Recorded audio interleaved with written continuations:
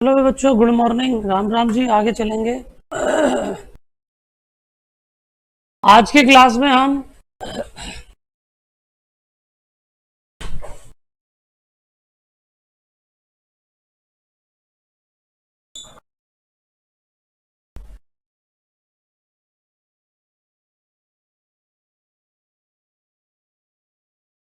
बच्चों आज की क्लास में हम लोग फाइनेंशियल मैनेजमेंट स्टार्ट करने वाले हैं। फाइनेंशियल मैनेजमेंट में हम लोग थोड़ा सा इंट्रोडक्शन दूंगा, ज़्यादा नहीं जाऊंगा डिटेल में, चैप्टर स्टार्ट करूंगा, ठीक है। वो चैप्टर जैसे जैसे होते जाएंगे आपको समझ आता रहेगा, लेकिन मैं थोड़ा सा आइडिया देता हूँ। बच्चों, फाइनेंशियल मैनेजमेंट का मतलब क्या? देखो, फाइनेंशियल मैनेजमेंट का मतलब होता है एक्विजिशन ऑफ फंड, पैसा रेज करना। जैसे तुम लोग पढ़ के आए हो, अकाउंट्स में भी पढ़ लिया तुमने कि कंपनी जब बनती है तो पैसा मंगाती है। पैसा रेज करने के लिए हम लोग सोर्सेज ऑफ फाइनेंस को देखते हैं। सोर्सेज ऑफ फाइनेंस क्या होता है? हम लोग पैसा किससे मंगाएंगे? इक्विटी इशू करेंगे, है ना। इक्विटी के बाद हम लोग किससे पैसा मंगा सकते हैं? डिबेंचर इशू कर सकते हैं, प्रेफरेंस शेयर से पैसा मंगा सकते हैं, रिटेन्ड अर्निंग रिजर्व अगर रखें वहां से पैसा उठा सकते हैं, बैंकों से लोन ले सकते हैं। तो ये होता है हमारा एक्विजिशन ऑफ फंड। पैसा कहां से मंगाएं और पैसा कहां से मंगाना है, उस डिसीजन को बोलते हैं फाइनेंसिंग डिसीजन। फाइनेंशियल मैनेजमेंट में टोटल मिलाकर 3 डिसीजन है। पहला होगा इन्वेस्टिंग, फिर आएगा फाइनेंसिंग, तीसरा आएगा dividend decision. Investing, financing, dividend decision. पहला मैंने क्या बोला? अगर तुमसे कोई सिंपल बोले कि व्हाट इज फाइनेंशियल मैनेजमेंट, तुम बोलना फाइनेंशियल मैनेजमेंट का मतलब है जी पैसा मंगाना कहां से, मतलब acquisition of fund and its proper utilisation. पैसा मंगाया तो उसका प्रॉपर क्या होना चाहिए? यूटिलाइजेशन।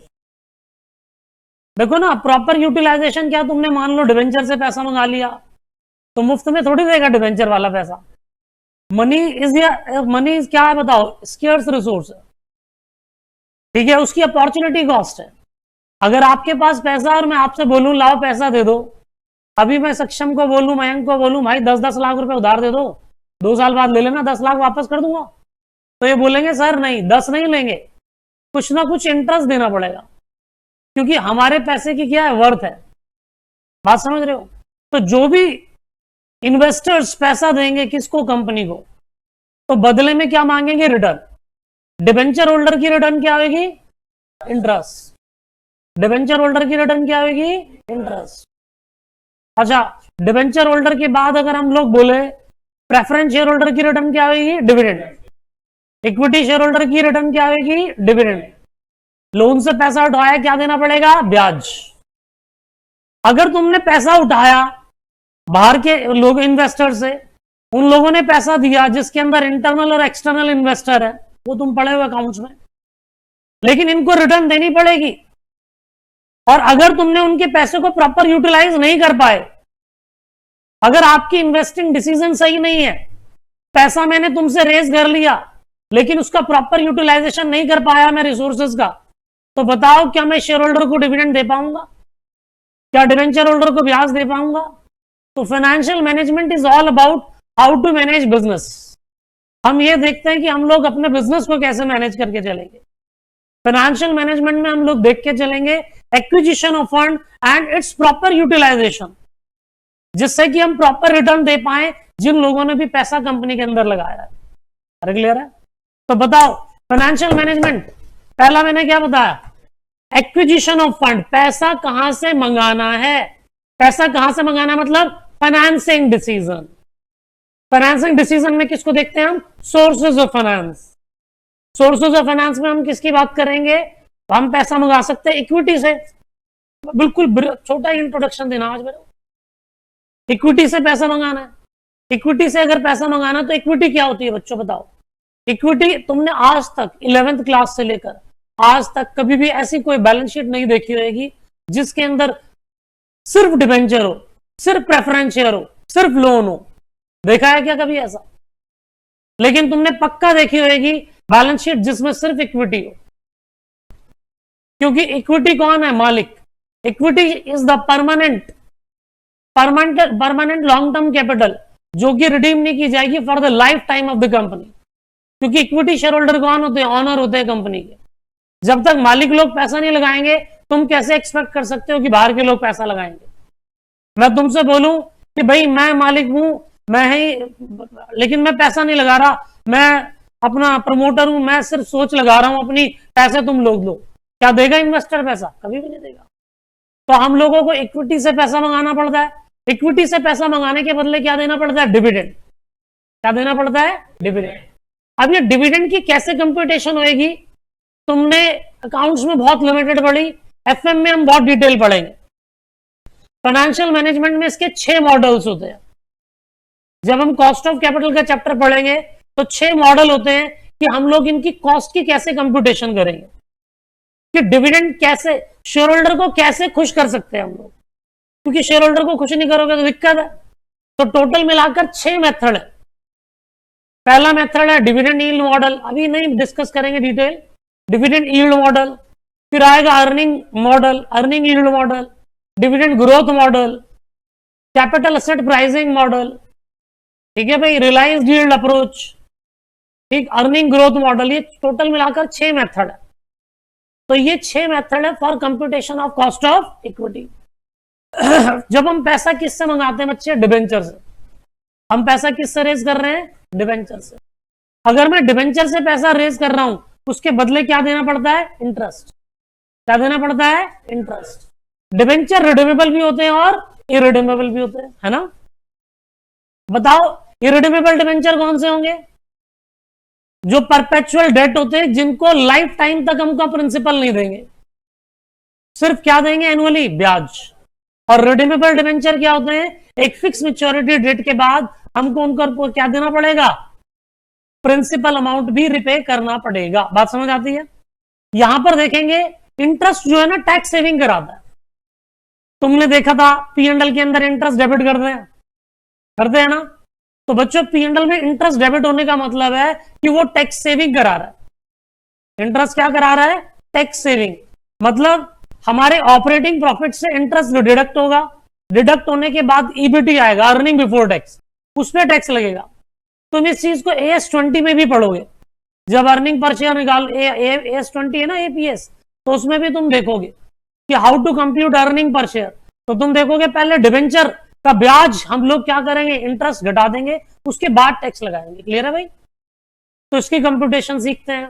प्रेफरेंस शेयर से पैसा मंगा रहे हैं तो उनको भी पैसा देना, क्या देना पड़ेगा? डिविडेंड। ये भी रिडीमेबल भी हो सकता है, इरिडीमेबल भी हो सकता है। हम लोन से पैसा उठा सकते हैं, लेकिन लोन क्या होगा? वो लोन हमारा परपेचुअली होता है। हालांकि उसके अंदर भी हम लोग देखेंगे कई सारे मेथड बनते हैं, वो हम लोग जब केडी निकालना सीखेंगे with the help of IRR तब डिस्कस करेंगे। अभी मैं सिर्फ बता रहा हूं पहला क्या डिसीजन है, बताओ? Financing decision. सिर्फ इतना सोचो पैसा कहां से उठाना है, टोन पकड़नी है, पैसा कहां से उठाना है। अब पैसा उठाया तो पैसा कहां पर लगाना है। पैसा जहां पर भी लगाएंगे वहां से रिटर्न क्या आनी चाहिए? मैक्सिमम। अगर प्रॉपर रिटर्न आएगी तभी तो मेरे शेयर होल्डर, मेरे डिबेंचर होल्डर, ये सब लोग बने रहेंगे। अगर मैं डिबेंचर होल्डर को ब्याज नहीं दूंगा टाइमली, तो भैया वो तो मेरे को लिक्विडेट तक करा सकता है। डिबेंचर से पैसा मंगाना क्या होता है? रिस्की होता है ना? तो डिबेंचर होल्डर जो है वहां से पैसा रेज करेंगे तो वो रिस्की रहता है, लेकिन डिबेंचर से पैसा मंगाना सस्ता पड़ता है। सस्ता इसलिए पड़ता है क्योंकि डिबेंचर से पैसा मंगाने पर टैक्स की सेविंग हो जाती है। ठीक है भाई? तो हमारे पास, इसलिए हम डिबेंचर से पैसा रेज करते हैं। तो यहां पर हम लोग देख के चलेंगे। पहला डिसीजन बताओ क्या? पहला डिसीजन हम लोग पहले तो ये देखकर आते हैं प्रपोजल। जैसे जियो है, रिलायंस ने जियो बनाया कि भाई हम जियो के लिए सब्सक्रिप्शन रेज करेंगे। जब उन्होंने उसके लिए पैसा मंगाना स्टार्ट करा तो पहले बार में ही ओवर सब्सक्राइब हो गया 20,000 करोड़ से। सोचो 20,000 करोड़ से ओवर सब्सक्राइब। जब भी जियो लॉन्च हुई 20,000 करोड़ से ओवर सब्सक्राइब हो गया। अब ओवर सब्सक्राइब का मतलब क्यों? क्योंकि उनके इन्वेस्टिंग प्लान में दम था। इन्वेस्टर उन पर विश्वास करते थे जो ऑलरेडी जुड़े हुए थे। उन्होंने भी बोला ठीक है आप नए प्रोजेक्ट में लाओ, हम पैसा लगाएंगे। तो आप लोगों का क्या इन्वेस्टिंग डिसीजन होगा, उसी के बेस पे आप लोग क्या देखोगे? Financing decision. क्योंकि इन्वेस्टर तुम्हें ऐसे ही पैसा थोड़ी ना दे देंगे, वो तुमसे पूछेंगे क्या करने वाले हो। क्या प्रपोजल है आपके, किस प्रोजेक्ट में पैसा लगाओगे, ठीक है कि नहीं, और लगाओगे तो हमारी रिटर्न क्या रहेगी। तो ये हमारे लिए हम लोग देखकर चलेंगे। पहला डिसीजन हम क्या लेते हैं बताओ, हम इन्वेस्टिंग डिसीजन। दूसरा डिसीजन पैसा कहां से रेज करना है, that is financing decision. Third decision is what, dividend decision. Dividend decision third decision होता है फॉर द फाइनेंशियल मैनेजमेंट। अगर मैंने डिविडेंड पॉलिसी प्रॉपरली फ्रेम नहीं करी और इन्वेस्टर को नाराज कर दिया तो प्रॉब्लम है। वो बोलेंगे भाई बेच रहे हैं हम शेयर, हम जा रहे हैं। यहां पर कंपनी का कैपिटल स्ट्रक्चर एंड बैलेंस हो सकता है। कैपिटल स्ट्रक्चर जानते हो ना क्या होता है, पूल ऑफ फंड, जो सोर्सेस से पैसा मंगाया, कुछ पैसा डिवेंचर से उठाया, कुछ पैसा प्रेफरेंस शेयर से उठाया, कुछ पैसा लोन से उठाया, हर जगह से मैंने पैसा उठाया। तो इससे मेरा क्या बनता है, कैपिटल स्ट्रक्चर। तो हम लोग देख के चलते हैं, ये हमारा कैपिटल स्ट्रक्चर की हम लोग डिस्कशन कर रहे हैं। तो जो भी हमने पैसा मंगाया, तो हम लोग जब डिविडेंड हम लोग देखेंगे तो कैपिटल स्ट्रक्चर हमारा अनबैलेंस हो जाएगा अगर हम डिविडेंड नहीं देंगे किसको, शेयर होल्डर को टाइमली। तो इसके अलग अलग मॉडल्स हैं। डिविडेंड डिसीजन का एक चैप्टर है जिसके अंदर मैं डिविडेंड पॉलिसी, डिविडेंड मॉडल भी पढ़ाऊंगा। डिविडेंड मॉडल में दो होंगे, एक रेलेवेंट और एक इररिलेवेंट मॉडल्स। रेलेवेंट वो होते हैं डिविडेंड देने, देखो ना, अगर नेट प्रॉफिट क्या होता है बताओ जरा, प्रॉफिट क्या होता है। अगर मैं तुमसे पूछूं कि प्रॉफिट जो हम दिखाते हैं वो लायबिलिटी साइड में क्यों आता है, सेपरेट लीगल एंटिटी कॉन्सेप्ट है, मालिक और उसके शेयर होल्डर हम दोनों हैं अलग अलग, बात समझ आई। तो उनको कभी ना कभी वो देना ही पड़ेगा। और जो हम लोग अर्निंग आती है उस अर्निंग का कुछ हिस्सा क्या कर लेते हैं, रिटेन, और कुछ हिस्सा किसके रूप में देते हैं, डिविडेंड के रूप में। अरे देते हैं ना। तो हम लोग डिविडेंड तो देंगे। तो डिविडेंड पॉलिसी के अंदर एक दो मॉडल होते हैं। या फिर देखो मेरी बात सुनो, अगर मैं तुम्हारे पैसे रोक लूं तो तुम बोलोगे सर जी हमारे पैसे रोक रहे, तो हमें कैपिटल एप्रिसिएशन चाहिए, ग्रोथ चाहिए। अगर कंपनी में पैसा रिटेन कराते हैं तो रिटेंशन क्या होता है, पर्पस क्या, बेसिक पर्पस ग्रोथ। भाई ग्रोथ होगी तभी तो। एमआरएफ का शेयर आज अभी तो चलो कम चल रहा है, 1.5 लाख तक भी पहुंचा है, लेकिन स्टार्टिंग में जब आएगा 1.5 लाख का थोड़ी होगा। उन्होंने क्या करा है, ग्रोथ कर करके एक्सपेंशन करा अपना, बात समझ रहे हो। सबसे महंगा शेयर वही है, ठीक है कि नहीं, एमआरएफ। तो वो क्या है, ग्रोथ। तो अगर आप अपना पैसा रिटेन करवाओगे, अगर मैं तुमसे बोलूं बच्चों देखो तुम सारे शेयर होल्डर हो, हमारे पास हमने कंपनी ने बहुत अच्छा पैसा कमाया, अब हम कुछ पैसा रिटेन कर कर फर्दर इन्वेस्टिंग डिसीजन के लिए सोच रहे हैं, हम एक्सपेंशन ग्रोथ के लिए समझ रहे हैं, तुम सब अपना ही सोच रहे हो। तुम बोल रहे हो नहीं लाओ पूरा 100% पे आउट करो, डिविडेंड के रूप में सारा पैसा हमें दे दो। अब सारा पैसा तुम डिविडेंड के रूप में ले लोगे, कंपनी के पास पैसा ही नहीं बचा। जब पैसा ही नहीं बचा तो ग्रोथ क्या होगी, जीरो। मेरी बात समझ आ रही है। तो बच्चों ग्रो करवाने के लिए आपको पैसा क्या कराना पड़ेगा, रिटेन कराना पड़ेगा। तो वही हम लोग डिस्कशन करके चल रहे हैं कि ग्रोथ जब भी होगी जब हम पैसा क्या करेंगे, रिटेन। अब सारा पैसा रोक ले या सारा डिविडेंड दे दे, तो इसके लिए हमको शेयर होल्डर से बात करनी पड़ती है। उसके लिए मॉडल्स हैं अलग अलग, बहुत सारे मॉडल्स हैं, वो मैं तुम्हें पढ़ाऊंगा। Dividend growth model, Lintner model, Modigliani Miller model, Graham and Dodd model, अलग अलग मॉडल्स हैं जो हम डिस्कशन करके चलेंगे। क्लियर है भाई। तो वो आएंगे जब हम डिस्कस करेंगे। फिलहाल मैंने तुम्हें क्या बताया, देखो अभी याद कर लो साथ साथ, यही चीजें ध्यान रखनी है। पहला, financial management is all about acquisition of fund and its proper utilisation in order to get maximum return for the shareholder, debenture holder. इन सबको हम लोग, डिबेंचर होल्डर का तो चलो ब्याज फिक्स है, लेकिन फिर भी देना तो पड़ेगा। तो इसीलिए हम लोग कॉस्ट ऑफ कैपिटल निकाल के चलते हैं कि कॉस्ट ऑफ कैपिटल वो डिजायर्ड रेट ऑफ रिटर्न होती है। इन सबको ना मिलाकर, डिविडेंड देना है किसको, इक्विटी वाले को, ब्याज देना है किसको, डिवेंचर वालों को, डिविडेंड देना प्रेफरेंस वालों को। इन सबको अगर जोड़कर नाम दूं तो मैं एक नाम दे देता हूं, कॉस्ट ऑफ कैपिटल। क्या नाम दे देता हूं, तो कॉस्ट ऑफ कैपिटल एक रेट होता है, वो कॉस्ट होती है कंपनी की जो हमें पे करनी है। The cost of capital is the minimum desired return. Cost of capital is the minimum desired return that should be earned by the company. अगर हम अपनी कॉस्ट के बराबर भी नहीं कमाएंगे तो हमारे लिए प्रॉब्लम है, ज्यादा जितना मर्जी कमा लो। तो हम लोग देखते हैं कि कॉस्ट ऑफ कैपिटल के अंदर हमें मिनिमम किसके बात कितनी रिटर्न कमानी है, कॉस्ट ऑफ कैपिटल के बिना बराबर। उससे ज्यादा कमा लो, दिक्कत की बात नहीं है। क्लियर है भाई? तो हमको सेटिस्फाई करके चलना पड़ता है किसको? शेयर होल्डर्स को। तो हमने क्या बोला? पहला, इन्वेस्टिंग डिसीजन टोन, बताओ पैसा कहां लगाना है। दूसरी बात, पैसा लगाना है तो पैसा कहां से उठाना है। जिन लोगों से पैसा उठाया, जिनसे भी पैसा मंगवाया, उन लोगों को रिटर्न कैसे देनी है, जिससे कि वो लोग क्या करें? सेटिस्फाई। और बेसिक ऑब्जेक्टिव जो फाइनेंशियल मैनेजमेंट का है बच्चों, the basic objective of the financial management to maximise the wealth of share holder. और वेल्थ कब मैक्सिमाइज होएगी? जब मार्केट कैपिटलाइजेशन हायर होगा। और मार्केट कैपिटलाइजेशन कैसे हायर होगा वो हम लोग देखकर चलेंगे। जिसके अंदर हमारे पास एनपीवी पॉजिटिव होगा तभी हमारी मार्केट कैपिटलाइजेशन बढ़ती है। ठीक है, नेट प्रेजेंट वैल्यू। तो हम वो डिटेल में डिस्कशन करेंगे। क्लियर है? तो आज की क्लास के अंदर मैं जो टॉपिक स्टार्ट करने वाला हूं, बहुत ही आसान टॉपिक, सबको समझ आएगा, कोई दिक्कत की बात नहीं है।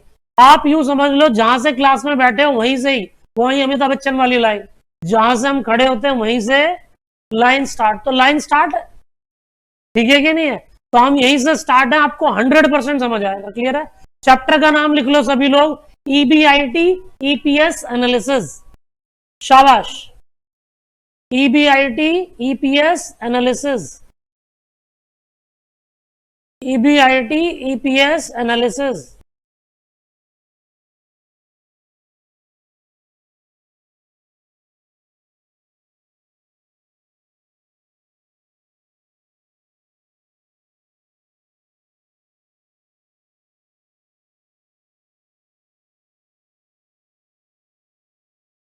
शाबाश, लिखना स्टार्ट करेंगे, थोड़ी सी नोटिंग करो। शाबाश बच्चों,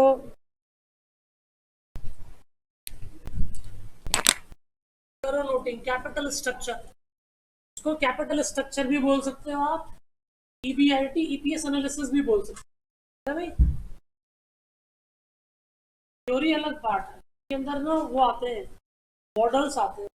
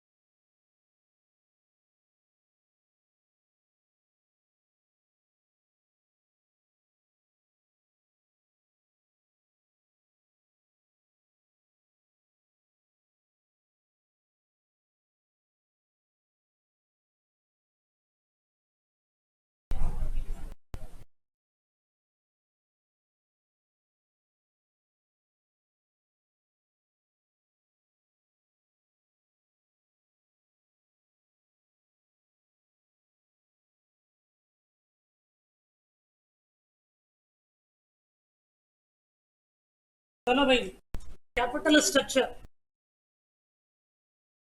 capital structure of a firm is a mix of different security. अभी डिस्कस कर तो रहा था मैं, मिक्स मतलब डिवेंचर से कितना पैसा, इक्विटी से कितना, प्रेफरेंस शेयर से कितना। वैसे ना बच्चों, हार्डली कोई प्रेफरेंस शेयर से पैसा मंगाता है, डेट और इक्विटी होती है।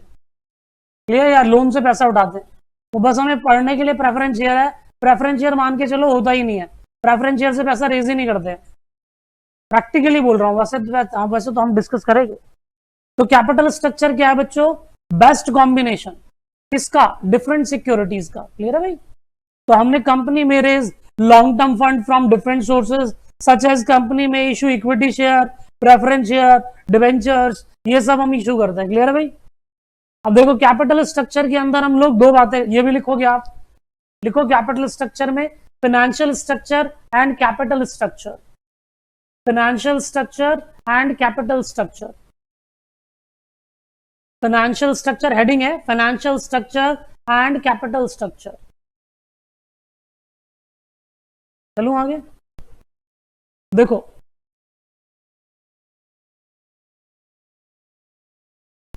ये रहा, देखो फाइनेंशियल स्ट्रक्चर और कैपिटल स्ट्रक्चर डिफरेंस करके मैंने बता रखा है इसमें, ऐसे ही लिखना आप भी। जब हम फाइनेंशियल, देखो ना, हम पैसा जब भी मंगाएंगे ना तो दो जगह से मंगा सकते हैं, एक तो शॉर्ट टर्म सोर्सेज होते हैं और एक लॉन्ग टर्म सोर्सेज है। तो जब आप फाइनेंशियल स्ट्रक्चर की बात करते हो तो शॉर्ट टर्म और लॉन्ग टर्म दोनों जगह से अगर पैसा रेज कर रहे हैं तो उसे दोनों को कंबाइन में हम क्या बोलेंगे, फाइनेंशियल स्ट्रक्चर। लेकिन सिर्फ लॉन्ग टर्म से पैसा मंगाना है, वो कौन सा स्ट्रक्चर होगा, ठीक है भाई। जैसे मान लो दोनों को मिलाकर, मतलब ये कह सकते हो capital structure is a part of financial structure. बात समझ आती है? तो देखो एक लॉन्ग टर्म बोरोइंग होगी, शॉर्ट टर्म बोरोइंग, दोनों इंक्लूड होती है फाइनेंशियल में। लेकिन कैपिटल स्ट्रक्चर में हम सिर्फ किसको लेंगे, लॉन्ग टर्म को, कि लॉन्ग टर्म हमने इक्विटी से पैसा मंगाया, लॉन्ग टर्म डेट से पैसा मंगाया, लॉन्ग टर्म लोन उठाया, तो वो हमारे पास है। क्लियर है भाई? फाइनेंशियल स्ट्रक्चर के अंदर इंक्लूड होता है कैपिटल स्ट्रक्चर, और कैपिटल स्ट्रक्चर इंक्लूडेड होता है किसमें, फाइनेंशियल स्ट्रक्चर। और फाइनेंशियल स्ट्रक्चर क्या होता है बच्चों, वाइडर टर्म है। फाइनेंशियल स्ट्रक्चर क्या है, वाइडर टर्म है।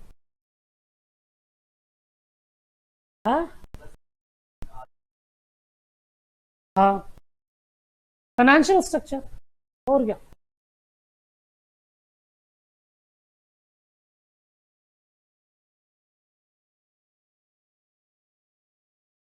चले आगे, financial structure it includes capital structure. फिर कैपिटल स्ट्रक्चर के अंदर हम डिस्कस कर रहे हैं, it is included in financial structure. Wider term कौन सा है, फाइनेंशियल स्ट्रक्चर, क्योंकि शॉर्ट टर्म और लॉन्ग टर्म दोनों आ रहा है। और नैरो टर्म क्या है, कैपिटल स्ट्रक्चर, सिर्फ लॉन्ग टर्म पे फोकस करता है। चलो आगे, डन। अब देखो हमको क्या क्या डिस्कशन करना है, ये लिख लो। इसकी प्रैक्टिकल अप्रोचेस में हम डिस्कस करेंगे designing of capital structure, in difference point पढ़ाऊंगा मैं इसे। डिजाइनिंग करना कैपिटल स्ट्रक्चर का, डिजाइन करने का मतलब होता है बच्चों, हमें कैपिटल स्ट्रक्चर इस तरीके से डिजाइन करनी है कि हमारी कॉस्टिंग कम आए। अच्छा देखो ना, मेरी बात सुनो, देखो कैपिटल स्ट्रक्चर डिजाइन करना इज लाइक, ऐसा होगा जैसे किसी होटल में जाते हो तुम लोग, तो आपने कभी देखा होगा होटल में जाके जब तुम अलग अलग ऑर्डर करते हो, भाई शाही पनीर लिया एक प्लेट, दाल मखनी लिया एक प्लेट, गुलाब जामुन लिया अलग से, रायता लिया, बिल ज्यादा आता है नहीं आता, तुम क्या करते हो, प्रॉपर एक बोलते, एक थाली लिया, स्पेशल थाली, उसमें सब कुछ आएगा, उसमें सारी वैरायटी मिलेगी। तो वो जो थाली हमें अरेंज करनी है उसी को हम बोलते हैं कैपिटल स्ट्रक्चर। हम लोग मिक्सिंग करेंगे, mixing of sources of finance in such a way कि कॉस्ट हमारी क्या पड़ेगी, कम से कम। कॉस्ट कम से कम पड़ेगी तभी तो वैल्यू क्या आएगी, मैक्सिमम। ये बात समझ आती है? तो देखो डिजाइनिंग ऑफ कैपिटल स्ट्रक्चर, फिर मैं तुम्हें इसमें डिस्कस करूंगा इन डिफरेंस पॉइंट। क्या डिस्कस करूंगा, इन डिफरेंस पॉइंट। देखो मैं बेसिकली बताता हूं, हम लोग जब भी, देखो मेरे पास बहुत सारे अल्टरनेट बनेंगे, मेरे को पैसा मंगाने के ऑप्शन है, option number 1, option number 2, option number 3।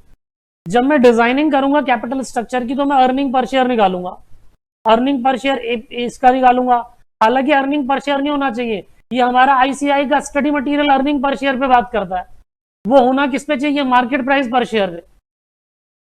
ठीक है, वो किस में होना चाहिए, मार्केट प्राइस पर शेयर। जिस भी ऑप्शन का market price per share maximum होगा, पैसा वहां से मंगाना चाहिए।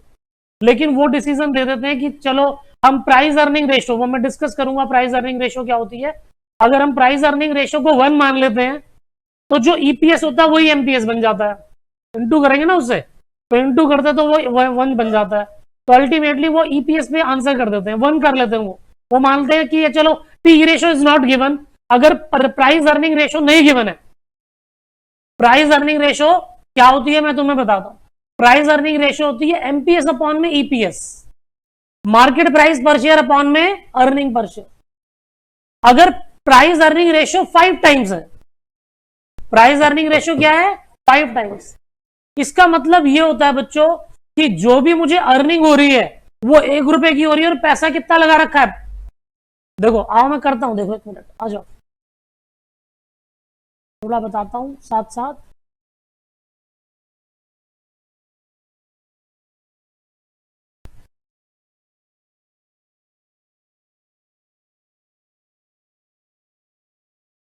देखो बच्चों, price earning ratio, PE ratio, ये होती है हमारे पास एमपीएस अपॉन में ईपीएस।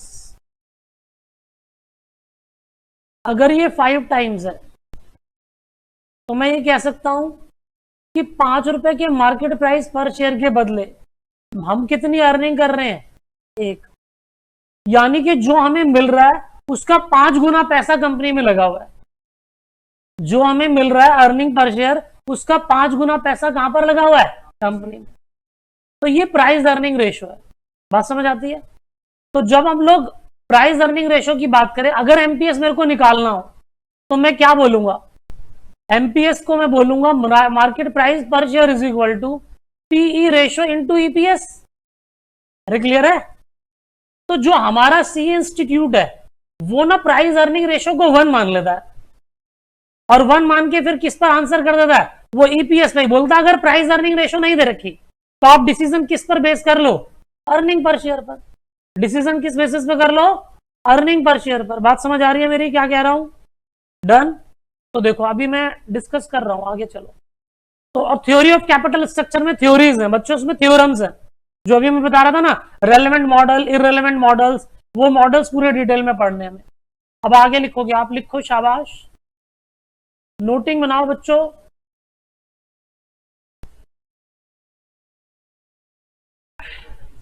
क्या चीज, कौन सी काम, प्राइस अर्निंग रेशो। बच्चों बताओ, ये कह रहे हैं कि प्राइस अर्निंग रेशो कम होती है वो बेटर होती है या ज्यादा वाली बेटर होती है, बताओ। कम ज्यादा नहीं है भाई, वो मार्केट प्राइस पर शेयर है। जो पैसा मैंने लगा रखा है उसके बदले मुझे कितना मिल रहा है, 1 रुपया कमा रहे हैं हम। हमारे मार्केट मार्केट के बदले कितना मिल रहा है, 1 रुपया मिल रहा है। 5 रुपए लगा रखे हैं तो उसके 5 रुपए का मार्केट कैपिटलाइजेशन हो गया और उसके बदले हम अर्निंग कितनी कर रहे हैं, 2 करेंगे तो और बढ़िया है, 3 करेंगे तो और बढ़िया है। हाँ, चलें आगे, नोटिंग कर लो। बाकी डिटेल में आएगा ही जब रेशियो एनालिसिस का चैप्टर आएगा।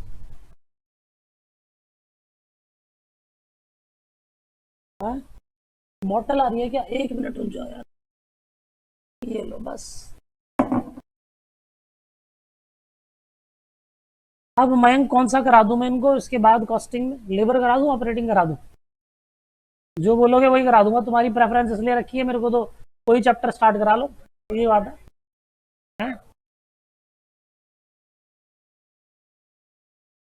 अच्छा चलो, देख रहे हो तो फिर मैं लेबर ही करा दूंगा। मटेरियल के लिए हम लोग टाइम निकाल लेंगे अलग से।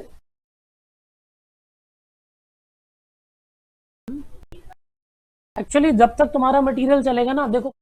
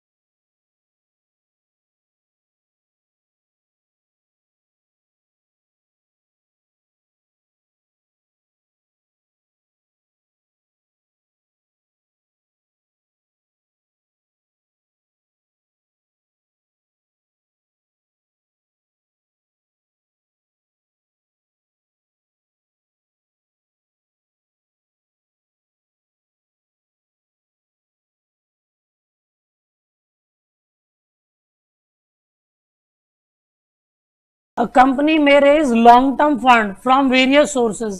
पैसा हम किससे मंगा सकते हैं बच्चे, लॉन्ग टर्म डेट से पैसा उठा सकते हैं, प्रेफरेंस शेयर से पैसा मंगा सकते हैं, इक्विटी से पैसा मंगा सकते हैं।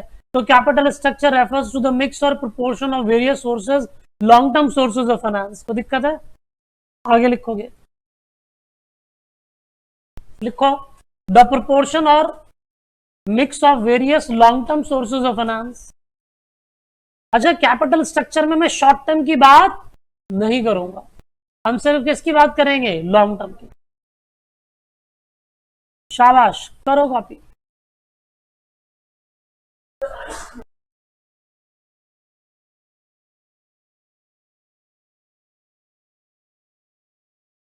अब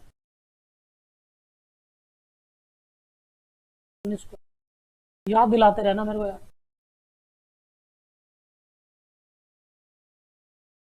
टेस्ट तो मैं संडे बना दूंगा, बस याद दिला देना।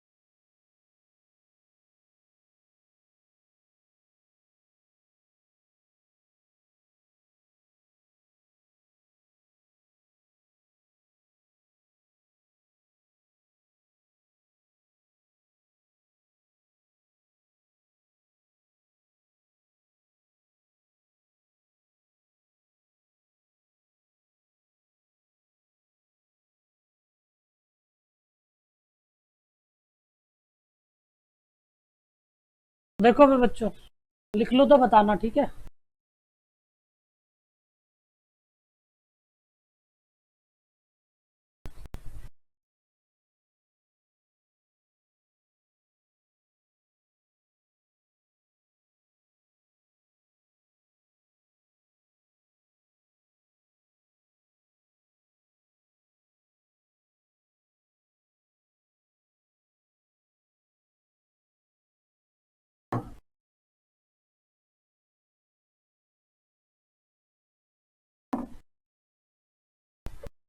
कल 8 बजे, ठीक है?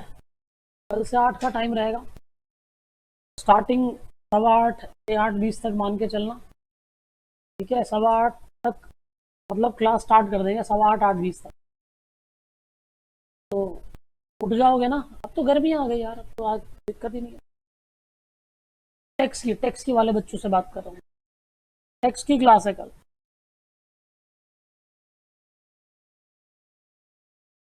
We are done.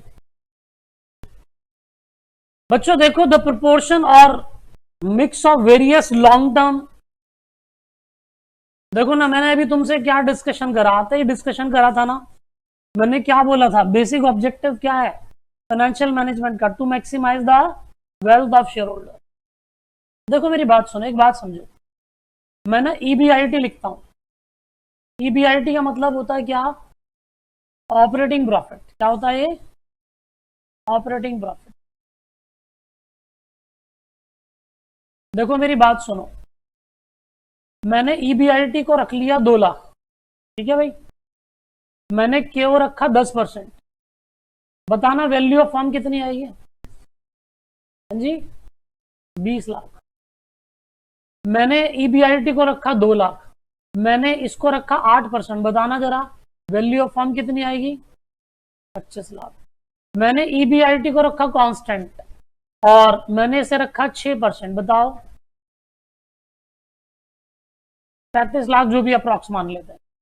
फिर 2 लाख डिवाइडेड बाय 4%, बताना 50 लाख। तुम लोग एक बात नोट कर रहे होंगे कि हमारे पास कॉस्ट कम हो रही है तो वैल्यू ऑफ फर्म क्या हो रही है? बढ़ रही है। बढ़ रही है नहीं बढ़ रही? अरे बोलो। तो हम लोगों को कोशिश करनी है, हमारा बेसिक ऑब्जेक्टिव है to maximise the wealth of share holder, and wealth can be maximise only when the market price per share is maximum. Only when the market price per share is maximum. और market price per share maximum कब होगा, जब केओ क्या होगा, minimum. तो cost of capital, ये जो है ना, ये केओ है, इसको केओ बोलते हैं। केओ मतलब ओवरऑल कॉस्ट ऑफ कैपिटल। अभी जो बोल रहा था ना मैं, डिवेंचर से पैसा मंगाया, प्रेफरेंस शेयर से पैसा मंगाया, इन सबको मिलाकर एक नाम दे दें तो क्या नाम देंगे हम, केओ। बात समझ आई? तो केओ से डिवाइड कर रहा हूं, तो जैसे जैसे रेट कम हो रहा है वैसे वैसे हमारे पास क्या हो रही है, वैल्यू ऑफ फर्म बढ़ रही है। तो देखो इसमें यही लिखा हुआ है, द प्रपोर्शन और mix of various long term sources of finance should be arrange in such a manner. कह रहा है कैपिटल स्ट्रक्चर को ऐसे मैनेज करना, डिबेंचर से पैसा, इक्विटी से पैसा, लोन से पैसा इस तरीके से उठाना कि हमारा प्राइमरी ऑब्जेक्टिव अचीव हो। The primary objective is what, to maximise the wealth of share holder, to maximise the wealth of share holder. और साथ ही साथ क्या करना है, केओ को मिनिमम। देखो primary objective of the financial management to maximise the wealth of the owner, यानी कि शेयर होल्डर। आगे कहता है capital structure hence termed as optimal capital structure when, ये ऑप्टिमल कैपिटल स्ट्रक्चर कब बनेगा, जब हमारा K O overall market capital, market value of firm तो क्या हो, मैक्सिमम, और केओ क्या हो, मिनिमम। क्लियर है भाई? डन। आगे लिखोगे, शाबाश। लिखो secondary objective, secondary objective of financial management, secondary objective of financial management, secondary objective of financial management is maximization of profit, is maximization of profit.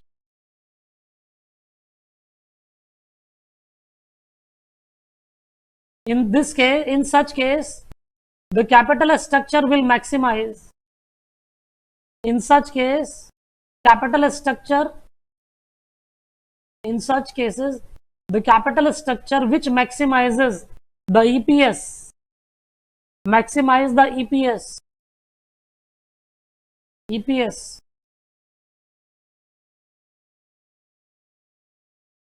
is considered to be optimum, is considered to be optimum. Clear है भाई? देखो primary objective, देखो इसी के अंदर हम लोग दो चीजें पढ़ते हैं, एक तो होती है वेल्थ मैक्सिमाइजेशन और एक होती है प्रॉफिट मैक्सिमाइजेशन। तो अगर मैं बोलूं तो वेल्थ मैक्सिमाइजेशन इज द, बोलो प्राइमरी ऑब्जेक्टिव, प्राइमरी ऑब्जेक्टिव क्या है हमारा, वेल्थ मैक्सिमाइजेशन। और वेल्थ क्रिएट करना क्या होती है, लॉन्ग टर्म, वेल्थ क्रिएट क्या होती है, लॉन्ग टर्म।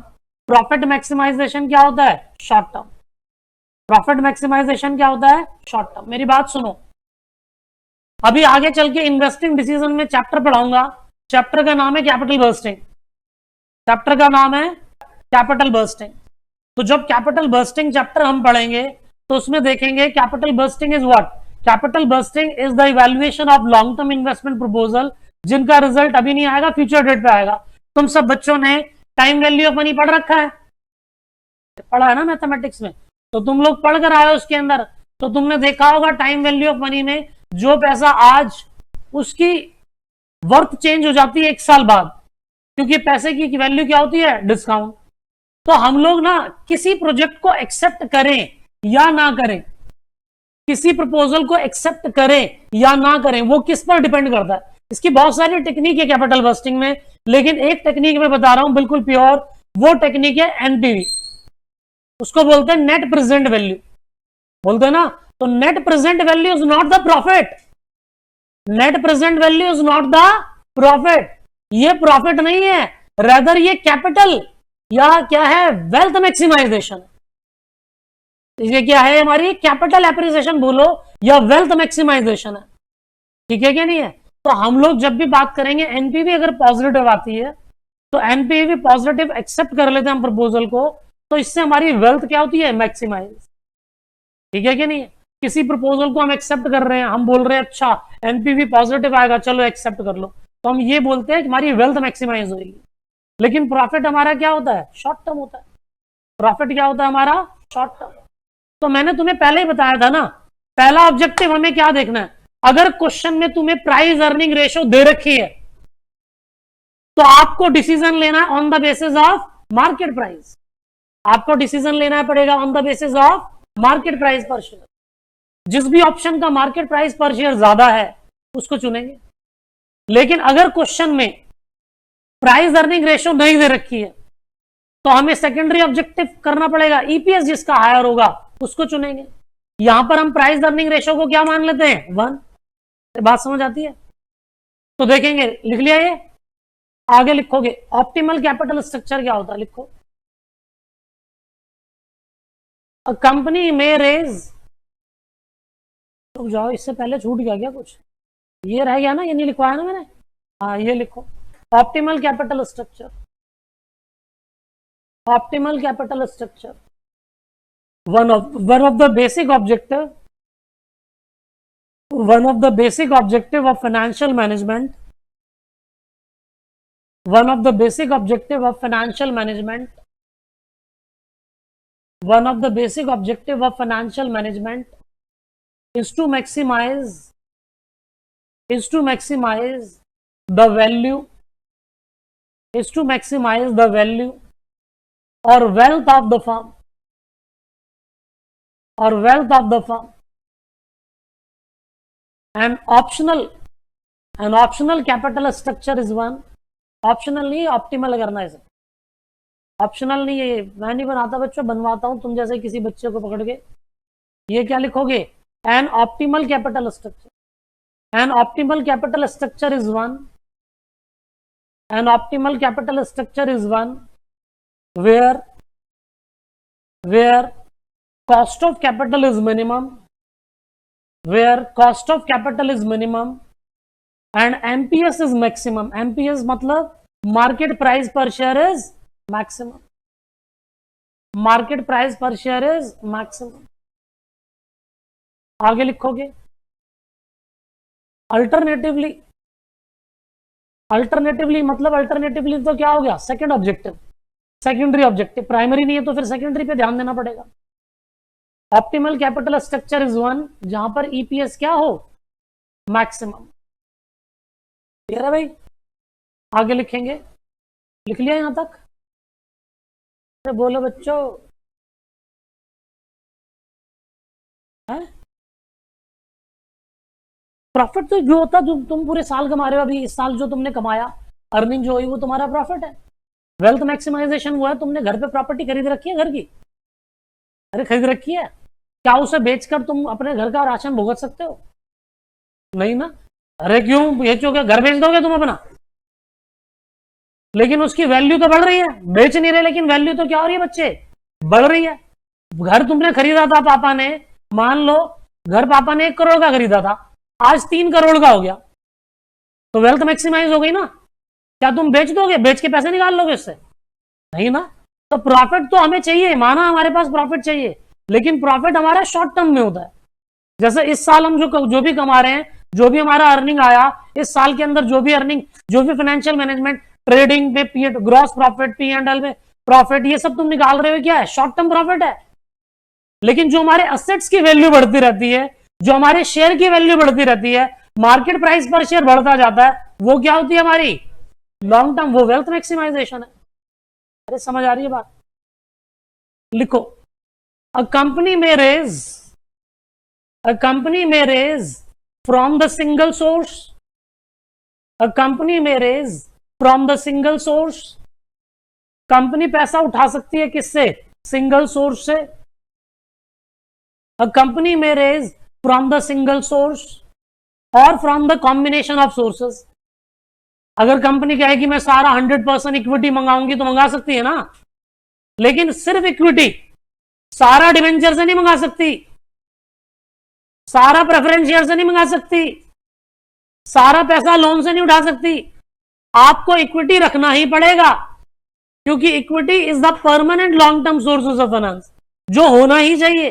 हाँ सिर्फ इक्विटी से मंगा सकते हो आप, अरे सिर्फ इक्विटी से मंगा सकते हो, इक्विटी के साथ कॉम्बिनेशन भी उठा लो, कोई दिक्कत है? चलें आगे। अब हम लोग अभी क्वेश्चन करेंगे, रुक जाओ, इतना ही करेंगे, अब आगे चलेंगे, रुक जाओ।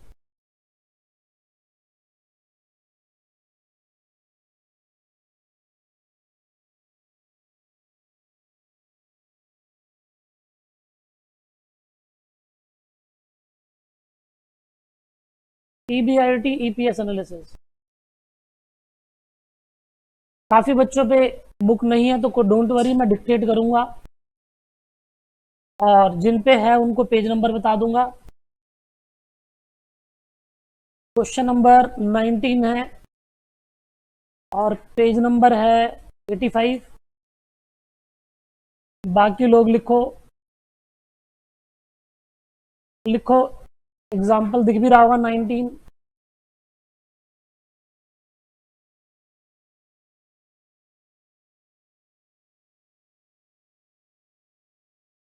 विजिबल है, मैं साथ साथ बोलता भी रहता हूं। लिखो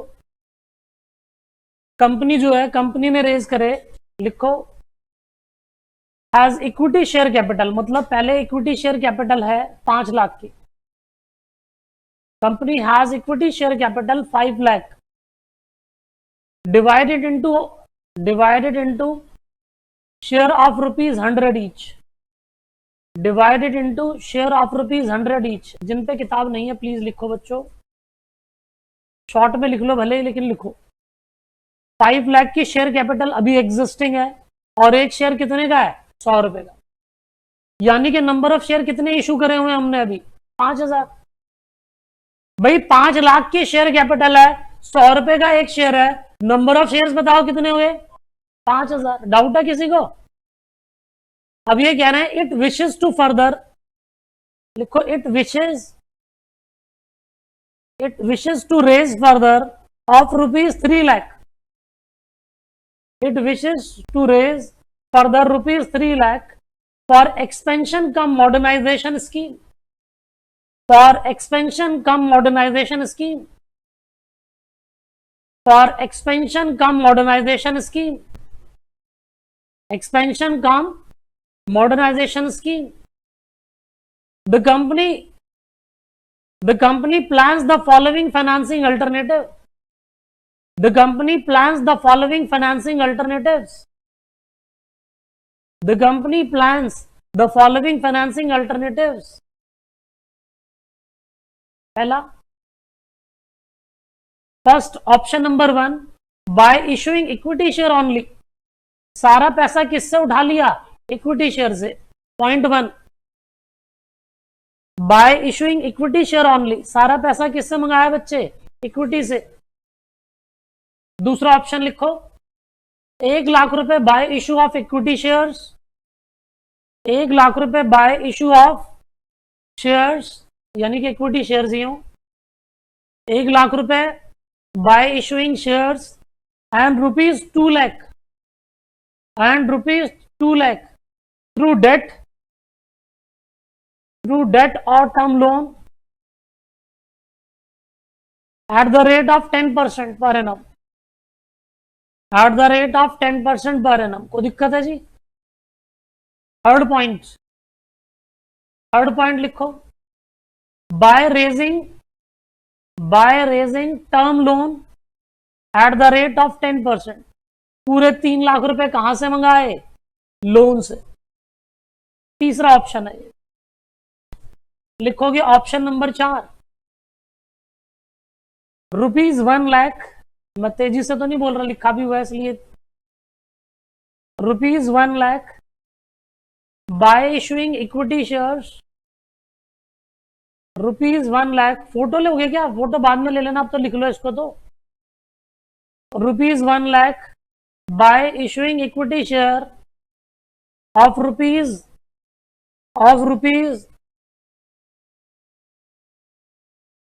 ठीक है भाई, 2 लाख रुपए by issue of 8% preference share. Clear है भाई? You are required to suggest the best alternative, giving your comment, assuming that estimated EBIT after expansion 1.5 lakh रुपए। ऑपरेटिंग प्रॉफिट कितना है बच्चे, 1.5 लाख।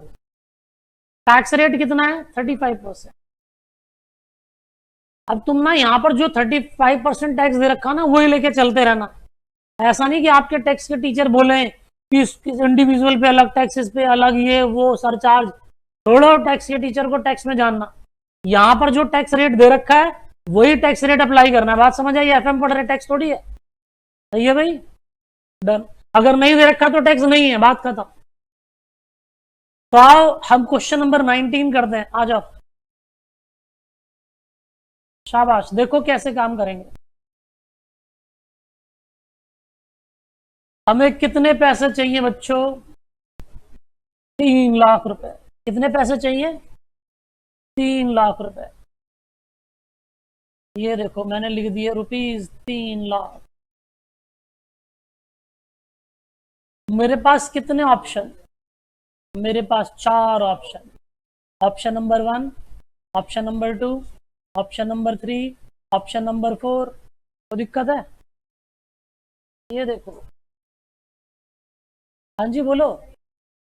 एसी बंद करवाना है? बंद कर दो भाई। कहाँ पर? अच्छा मेरे पास ये रिमोट। बंद कर दिया क्या डायरेक्ट ही? ठीक है, done. Option number 3, option number 4। कोई दिक्कत है? तो भाई ये रहा 1 2 3 4। पहला ऑप्शन, सारा पैसा किससे? इक्विटी से। दूसरा किससे? इक्विटी और डेट से। तीसरा किससे? सारा लोन से। चौथा ऑप्शन किससे? इक्विटी और प्रेफरेंशियल। अरे समझ आ रही है बात? अगर मैं तुमसे बोलूं एग्जिस्टिंग शेयर तो सब में सेम है। एग्जिस्टिंग जो शेयर कैपिटल है कितनी है मेरी? 5 लाख। तो एग्जिस्टिंग नंबर ऑफ शेयर्स, क्या मैं बोल सकता हूं 5 लाख डिवाइडेड बाय 100?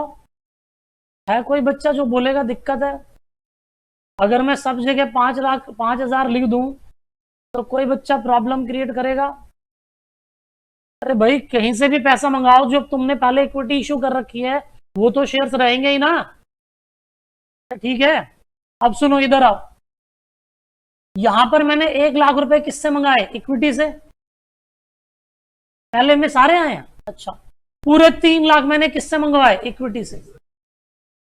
भाई साहब पूरे 3 लाख इक्विटी से मंगाए, 100 रुपए का एक शेयर। बताओ कितने शेयर इशू करूंगा? 3,000। टोटल बताकर बताओ कितना आ गया? 8,000। किसी बच्चे को डाउट है वो बताओ। समझ आएगा तो डाउट है, समझ नहीं आया क्या? हाँ कोई बात, दोबारा बता रहा हूं भाई। कहां से बताऊं? स्टार्टिंग से?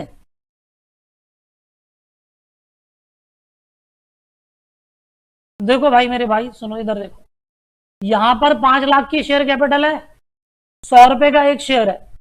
मैं किसी भी ऑप्शन से पैसा मंगाऊं तो 5 लाख डिवाइडेड बाय 100, 5,000 शेयर तो रहेंगे ही ना। तो ये तो सब में रहेंगे, चाहे मैं ऑप्शन 1 से 2 से 3 से कहीं से भी पैसा मंगाऊं। 5,000 शेयर तो हमने ऑलरेडी इशू कर रखे, ये तो मेरे एग्जिस्टिंग शेयर होल्डर है। अभी जो मुद्दा हमारा किसका है? हमारा 3 लाख रुपए के लिए डिसीजन कर रहे हैं। 3 लाख के लिए ऑप्शन देख रहे हैं कि पहले से मंगाए, दूसरे से मंगाए, तीसरे से मंगाए। 5 तो पहले ही इक्विटी से मंगा रखे हैं। क्लियर है भाई? समझ आया? डन। तो ये मैंने यही करा है, 5,000 5,000। अब पहले ऑप्शन में सारा पैसा किससे मंगा लिया भाई? अगर सारा पैसा इक्विटी से मंगाया, 100 रुपए का एक शेयर है, बता दे नंबर ऑफ शेयर कितने होंगे भैया? 8,000। डाउट है? दूसरा ऑप्शन, कितने पैसे इक्विटी से? 1 लाख रुपए। 1 लाख इक्विटी से 100 रुपए का एक शेयर, बताओ कितने शेयर हो गए? 6,000 शेयर। लेकिन टोटल 3 लाख चाहिए थे। 2 लाख किससे मंगाए? डिवेंचर से। 2 लाख रुपए किससे मंगाए हैं? डेट से। डेट पे ब्याज कितने परसेंट? 10% ब्याज लगा दो भैया, कितना आ गया? डाउट बता दो। समझ आया नहीं आया? तीसरा ऑप्शन, यहां पर नंबर ऑफ शेयर यही रहेंगे। सारा पैसा 3 लाख किससे मंगाया? 10% लोन से। तो बताओ 10% लोन से कितना आ गया? 30,000। समझ आया नहीं आया? फिर अगला 1 लाख किससे? इक्विटी शेयर से। 1 लाख डिवाइडेड बाय कितना? 100। बताओ नंबर ऑफ शेयर कितने? 1,000। टोटल कितना आ गया? अब बताओ मैंने कितने पैसे प्रेफरेंस शेयर से मंगाने हैं? 2 लाख। प्रेफरेंस शेयर से 2 लाख मंगाने हैं। प्रेफरेंस शेयर पर डिविडेंड देना पड़ेगा, preference dividend at the rate of 8 है, एट द रेट ऑफ 8%। मुझे बताओ कितना प्रेफरेंस? 16,000। डाउट बताओ कोई है तो, समझ आया नहीं आया? डन, आगे चलो। तो पहला ऑप्शन ये रहा। अभी इसमें किसी को इसमें डाउट है तो बताओ। पहले में देखो एग्जिस्टिंग शेयर सब में कितने रहेंगे? 5,000। 3 लाख मंगाने की बात कर रहे हैं। पहले ऑप्शन में पूरा 3 लाख इक्विटी से 100 रुपए का एक शेयर, कितने शेयर इशू कर दिए? 3। 5 पहले थे, 3 और इशू कर दिए, टोटल नंबर ऑफ शेयर 8,000। नहीं समझ आया? यहां पर पहले मेरे पास एग्जिस्टिंग शेयर कितने थे? 5,000। ठीक है भाई, 1 लाख और इशू कर दिए इक्विटी शेयर, 1 लाख रुपए के, तो 1,000 शेयर इशू कर दिए। टोटल शेयर कितने हो गए? 6,000। 2 लाख कहां से मंगाए? डेट से। तो टोटल कितने पूरे हो गए? 3 लाख। समझ आया? यहां पूरे 3 किससे उठाए? लोन से। यहां पर 1 लाख किससे? इक्विटी से। 2 लाख किससे? Preference share. नहीं समझ आया? चलूं आगे? डन, आगे चलते हैं नेक्स्ट। अब आप लिखोगे statement showing evaluation of proposal. कितने ऑप्शन है मेरे पास? Option number 1, option number 2, option number 3 और 4। दिक्कत? No sir. लिखो यहां पर्टिकुलर, यहां लिखो ऑप्शन 1। ऑप्शन 1 क्या इक्विटी लिख दूं क्या? वही लिख देता हूं, इक्विटी। यहां इक्विटी और डेट, यहां लोन, इक्विटी प्रेफरेंस। को दिक्कत? ऊपर लिख दो यहां पर। ये टैग लाइन है, चलती रहेगी, बहुत एफएम में भी काम आएगी, कॉस्टिंग में भी। Statement showing evaluation of proposal. Statement showing evaluation of proposal. Statement showing evaluation of proposal.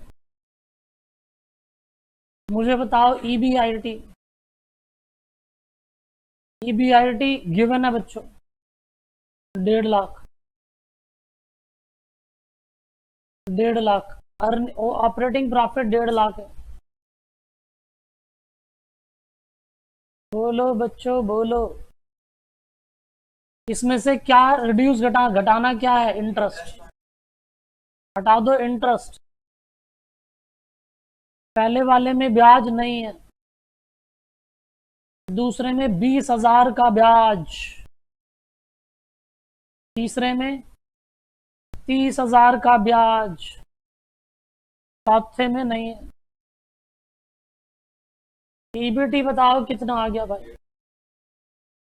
1.5 lakh की ईबीआईटी, एक 30 की ईबीआईटी, एक 20 की ईबीआईटी, 1.5 लाख की ईबीआईटी। किसी बच्चे को डाउट है? माइनस कर दो टैक्स। कितने परसेंट है टैक्स? 35%।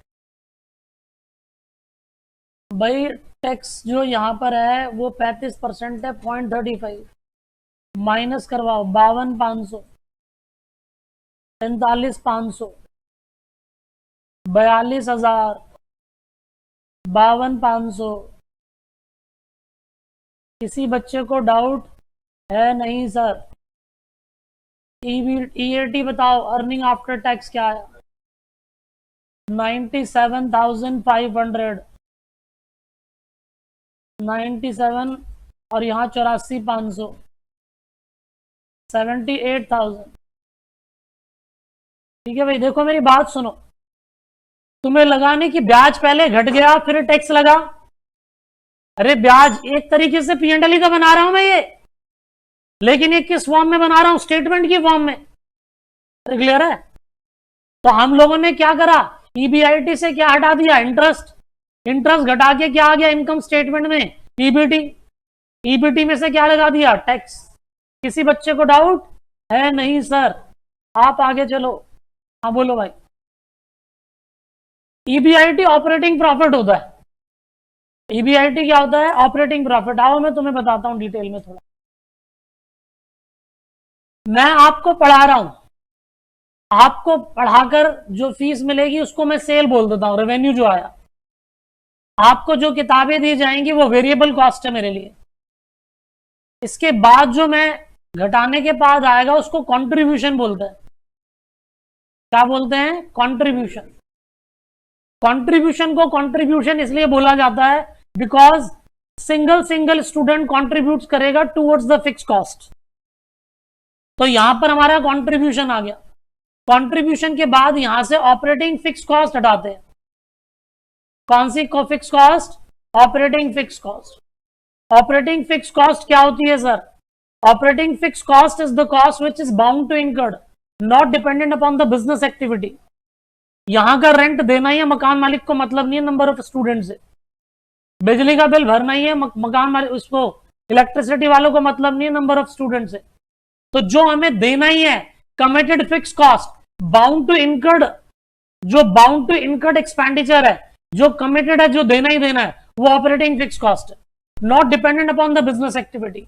तो ये मेरे पास आता है, ये मेरा ऑपरेटिंग प्रॉफिट है, ईबीआईटी बोलते हैं, earning before interest and tax. क्या बोलते हैं हम इसे?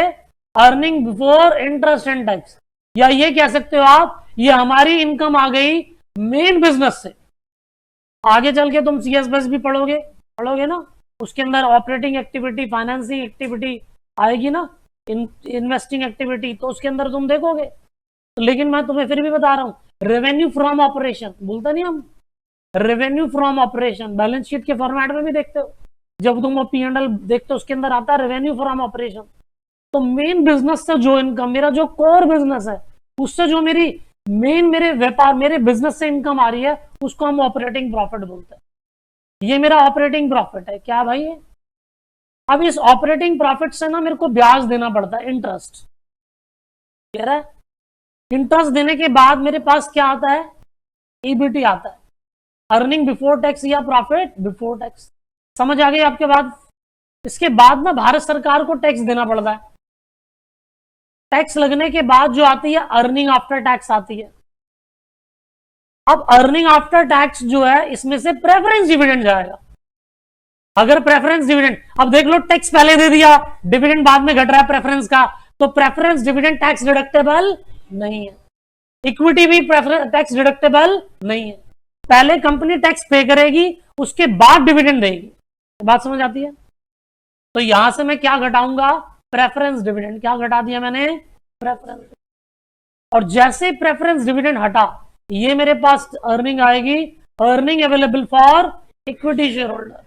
और earning available for equity share holder को डिवाइड कर दो नंबर ऑफ शेयर से, और नंबर ऑफ शेयर से जैसे डिवाइड करा, मेरे पास टर्म आती है जिसको हम बोलते हैं अर्निंग पर शेयर। अभी मैं नोट करवाऊंगा तुम सबको, अभी वो क्वेश्चन करा लूं, उसके बाद ये फॉर्मेट नोट कर लेना। समझ आया नहीं आया पहले बताओ? क्लियर है? डन। तो हमारे पास ये आ गया, हमने यहां तक कर लिया। तो ये हमारे पास क्या आ गया? अर्निंग आफ्टर टैक्स आ गया। सर अर्निंग आफ्टर टैक्स से क्या करोगे आप? सर जी अर्निंग आफ्टर टैक्स से आप बताओ क्या करना चाहिए? अभी तो फॉर्मेट में बताया, इसमें से डिविडेंड घटेगा, प्रेफरेंस डिविडेंड। बताओ प्रेफरेंस डिविडेंड कहां पर है? लास्ट ऑप्शन में है ना? बोलो बच्चों बोलो, है ना? कितना है? 16,000। मुझे बताओ earning available for equity share holder, earning available for equity share holder 97,500 आगे, 84,500 और आगे, 78,000 रुपए और आगे, 81,500। डाउट है कोई? इनको डिवाइड कर दो नंबर ऑफ शेयर से, डिवाइड करो नंबर ऑफ शेयर।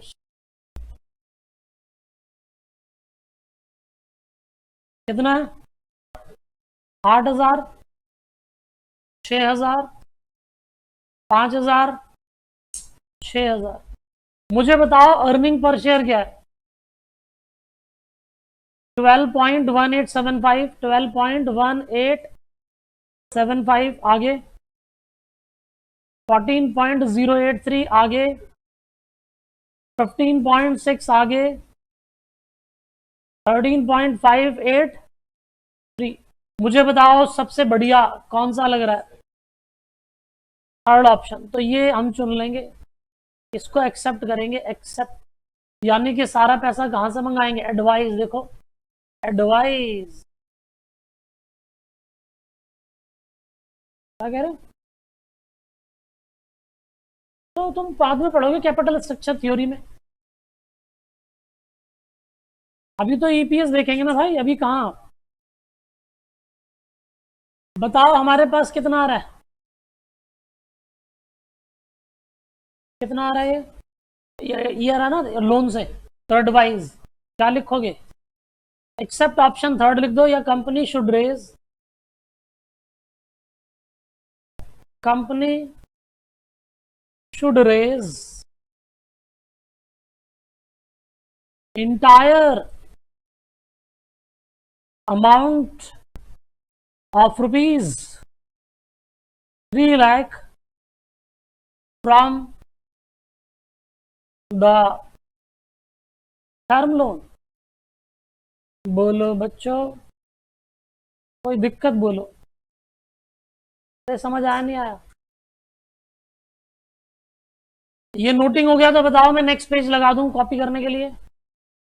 हेडिंग डालो सभी लोग, लिखो computation of earning per share, हालांकि इनकम स्टेटमेंट भी लिख सकते हो आप। Computation of earning per share बोल दो, इसके ऊपर लिख देना, और इसको ना इसमें स्टेटमेंट की फॉर्म में बना दो, ठीक है? मैंने तो समझाते हुए कर दिया, कर लोगे ना? कर लो, मैंने बना दिया तो वैसा ही हो जाएगा।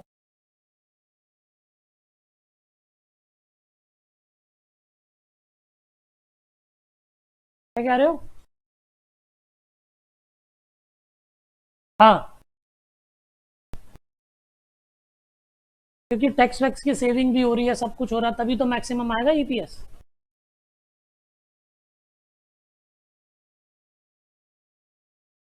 क्योंकि तुम्हें ब्याज कम देना पड़ा, ठीक है, ब्याज कम देना पड़ा तो कॉस्टिंग कम देनी पड़ी, ठीक है, तो उस केस के अंदर अर्निंग जो लास्ट में बचेगी वो मैक्सिमम बच जाएगी, क्लियर है?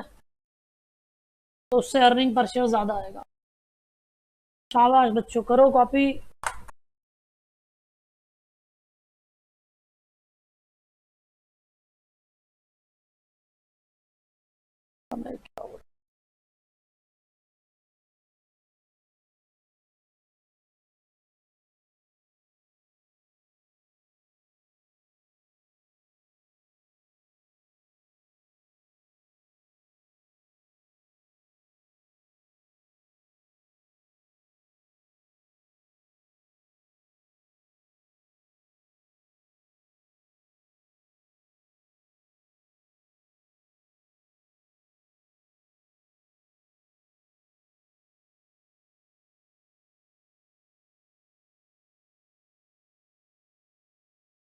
करूँ स्क्रॉल, के ऊपर बस लिख देना कंप्यूटेशन ऑफ ईपी, ये लो।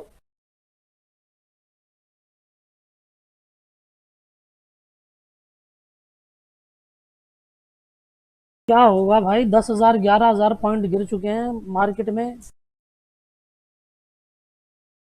अरे पूरी मार्केट 86,000 थी पहले, 75 पे पहुंच गई है आज सेंसेक्स। 10,000 बताओ, 10,000 पॉइंट गिर गई है। निफ्टी 23,000 में जा चुका है, और जो जा डाल रखा वो।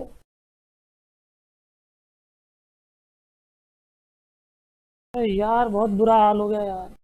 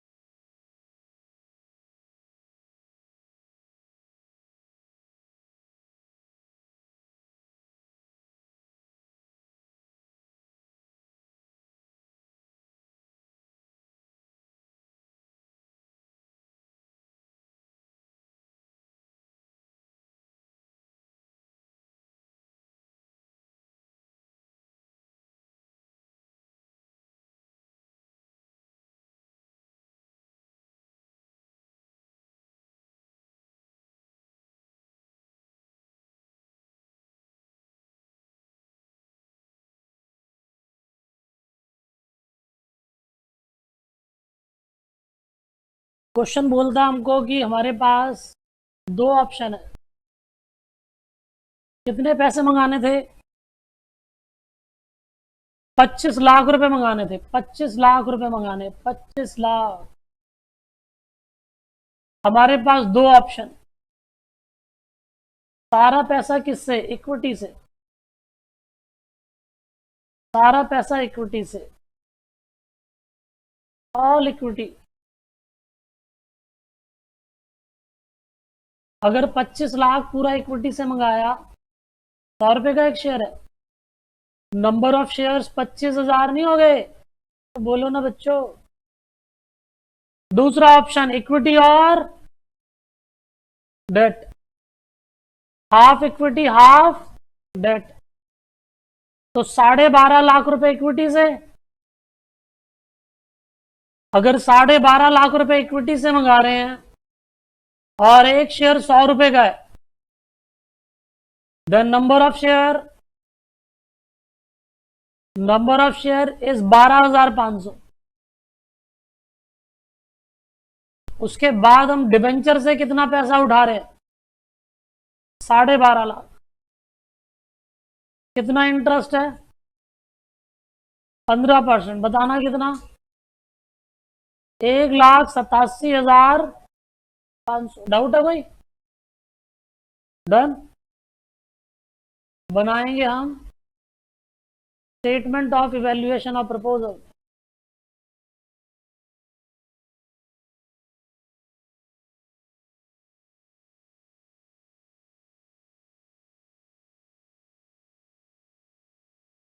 बताओ बच्चों, पर्टिकुलर इक्विटी, इक्विटी और डेट, ईबीआईटी बताओ क्या है? 2.5 लाख रुपए की ईबीआईटी है। मुझे बताओ इंटरेस्ट कितना है बच्चों? इंटरेस्ट, हाँ जी, एक इसमें नहीं है ना कुछ भी, इसमें कुछ भी नहीं है, इसमें 1,87,500। शाबाश बच्चों, मुझे बताओ ईबीटी कितना आया? 2.5 लाख। और इस पर टैक्स लगा दो, कितने परसेंट टैक्स है? 40% टैक्स है। बताओ कितना? कितना है? 1 lakh.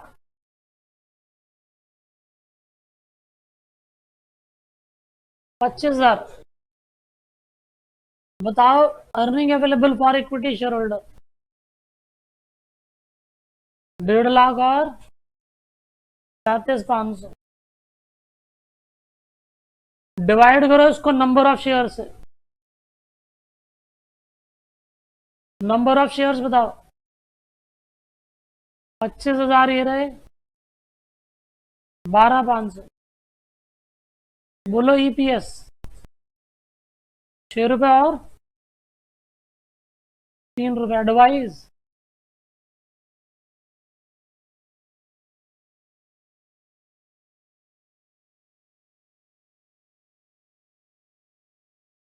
Company should raise entire fund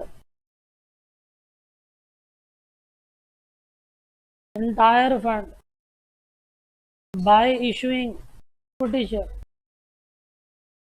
clear है भाई? अगले क्वेश्चन पे चले। नेक्स्ट क्वेश्चन 21 पढ़ो प्लीज, ध्यान दो। 21, जो बच्चा फोटो लेना चाहे ले लो, बाकी 21 पढ़ो। हम इसे भी कर सकते हैं, कोई दिक्कत नहीं है, पढ़ो। ए लिमिटेड की शेयर कैपिटल है कितनी? 5 lakh divided into share of ₹10 each. Share कितने का है? 10 रुपए का। It has major expansion programme, जिसके अंदर हमको इन्वेस्टमेंट में कितना पैसा लगाना है? 50,000। मतलब 5 लाख तो पहले से ही कैपिटल है हमारी, 50,000 और मंगा रहे हैं। 50,000 मंगाने के ऑप्शन देखो, पहला ऑप्शन सारा पैसा इक्विटी से पूरा 50,000, दूसरा ऑप्शन प्रेफरेंस शेयर से पूरा 50,000, तीसरा ऑप्शन पूरा डेट से। क्लियर है भाई? क्या रहा है, ईबीआईटी हमारी प्रेजेंट अर्निंग, प्रेजेंट लिखा हुआ ध्यान रखना, प्रेजेंट अर्निंग, प्रेजेंट अर्निंग 40,000 है, लेकिन इसने बोला है कि you are required to calculate the effect of each of above financial plan और earning per share presuming. EBIT को कांस्टेंट रखने को बोला, सेम रखना, तो हमको क्या फर्क पड़ रहा है, हम मान लेंगे सेम, क्या दिक्कत है। लेकिन दूसरा ऑप्शन बोल रहा है कि इसको 10,000 से बढ़ा दो, यानी कि 40,000 मत लो, ईबीआईटी कितने लेके सॉल्व करना पड़ेगा, 50,000। एक बार तो ईबीआईटी तुम्हें क्या लेके सॉल्व करना है, 40,000, क्योंकि उसने बोला बच्चों क्वेश्चन कौन है, भगवान। अरे भाई जो देगा वो मानना पड़ेगा, नंबर मिलेंगे उससे, तो जो इंस्ट्रक्शन उसने दी माननी पड़ेगी। वो कह रहा है बिफोर एक्सपेंशन भी वही कमा रहे थे, आफ्टर एक्सपेंशन भी वही कमा रहे हैं, तो हम बोलेंगे ओके सर, बात खत्म, उनने बोला है तो मानना पड़ेगा।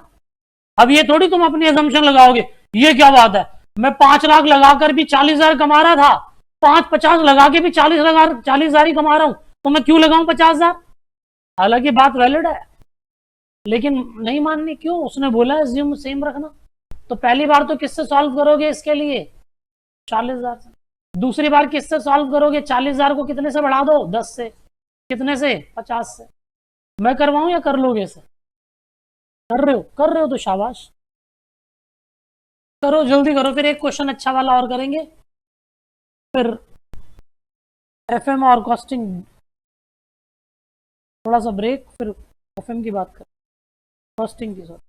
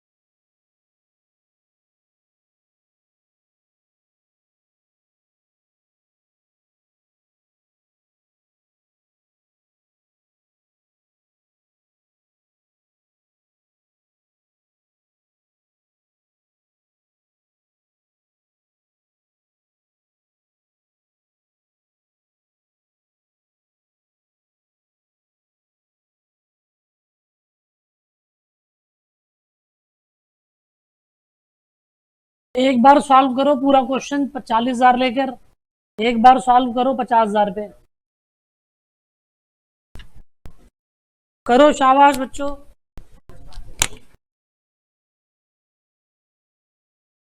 खाली ना बैठो बच्चों, करना पड़ेगा, करोगे तभी जाके बात बनेगी, प्रैक्टिस क्लास के अंदर ही करो, घर की बात मत।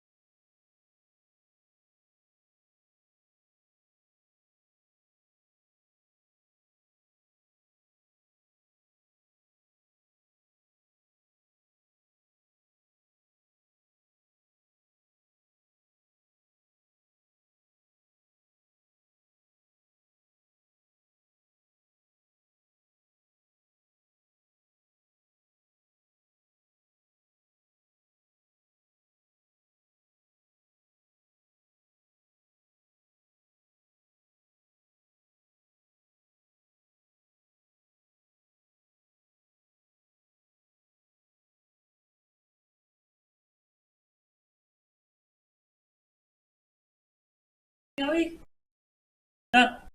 मैं करवाऊं, चेक करवाऊं? चेक करवा देता हूं ना। चलो देखो, बताओ जरा, क्योंकि फिर एक अच्छा क्वेश्चन करेंगे और एक होमवर्क दूंगा, फिर ब्रेक कर लेंगे। चलो देखो बच्चों, हमारे पास 40,000 रुपये पहले, अगर तुमने EBIT 40 रखा, ऑप्शन 1 में बताओ EPS क्या क्या आ रहा है? पॉइंट, पहला क्या? 36, फिर दूसरा 0.28, 0.35, यही आ रहा है भाई।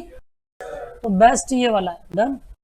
दूसरा ऑप्शन, अगर 40,000, 50,000 है EPS, 50,000 EBIT है, तो बोलो 0.45, 0.45 है, इसमें ही 4, ये दोबारा, अच्छा अच्छा, 4545, आगे आगे 0.45, बताओ किसको चुनो? ठीक है, डन। आओ कुछ और बढ़िया क्वेश्चन करते हैं। क्वेश्चन नंबर 23 पढ़ो, ये हम कर रहे हैं अभी, आज का अंतिम। ठीक है, पढ़ो। थ्री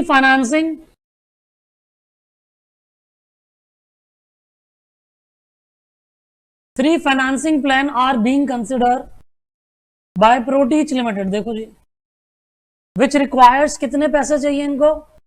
10 लाख रुपए चाहिए for the construction of new plant, कोई प्लांट लगाना है। It wants to maximise EPS and current price कितना हमारा? 30 रुपए, और टैक्स रेट कितना है इनका? 50% है तो है। अब तुम बोलो सर कहाँ होता है 50, ये तो टैक्स रेट ही नहीं है, लेकिन FM है भाई, इसमें होता है। Debt debt financing can be arrange, बोलो क्या कह रहा है? अगर 1 लाख तक पैसा मंगाना है तो कितने %? 10% ब्याज है, ठीक है भाई। और 1 से 5 तक मंगाना है तो 14% है, 5 से ऊपर मंगाना है तो 18 है। अब इधर देखो, पैसा कितना चाहिए टोटल? 10 लाख। अगर 1 लाख डेट से आएगा तो 9 लाख किससे आएगा? इक्विटी से। 3 लाख रुपए डेट से आएगा तो 7 लाख किससे आएगा? इक्विटी से। 6 लाख रुपए डेट से आएगा तो 4 लाख किससे आएगा? इक्विटी से। ऑप्शन बनाते समझ आ जाएगा। और इसमें ना EBIT भी अलग अलग है, तो जैसी दे रखी है वैसे लेनी है भाई, ठीक है। आओ, कोई दिक्कत नहीं, मैं थोड़ा और एक्सप्लेन करता हूँ क्वेश्चन। देखो उधर, सुनो, कितने पैसे चाहिए टोटल? 10 लाख, ये लो मैं कर रहा हूं। टोटल कितने पैसे चाहिए बच्चों? 10 लाख रुपए चाहिए सर। इसके अंदर कितने प्लान है? प्लान 3 है। Plan number 1, plan number 2, plan number 3, सही है भाई।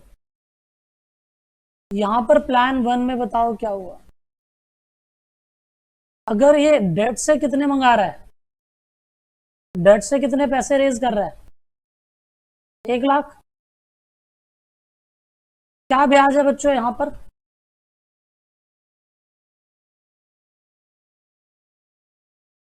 बोलो कितना आया? 10,000। डाउट है कोई? अच्छा, दूसरा ऑप्शन बताओ। इक्विटी से कितने? 9 लाख। तो बोलो ना, 9 लाख। एक शेयर कितने का है? मार्केट प्राइस देखो ना कितना है, 30 रुपए। नंबर ऑफ शेयर बताओ कितने इशू करने पड़ेंगे? और क्या, मार्केट के हिसाब से भी। फेस वैल्यू क्यों? कंपनी पहले से हमारी चलती आ रही होगी, और मार्केट प्राइस तो उसके हिसाब से तो शेयर बिकेगा आज। और क्या, बोलो कितना आ रहा है? 30,000।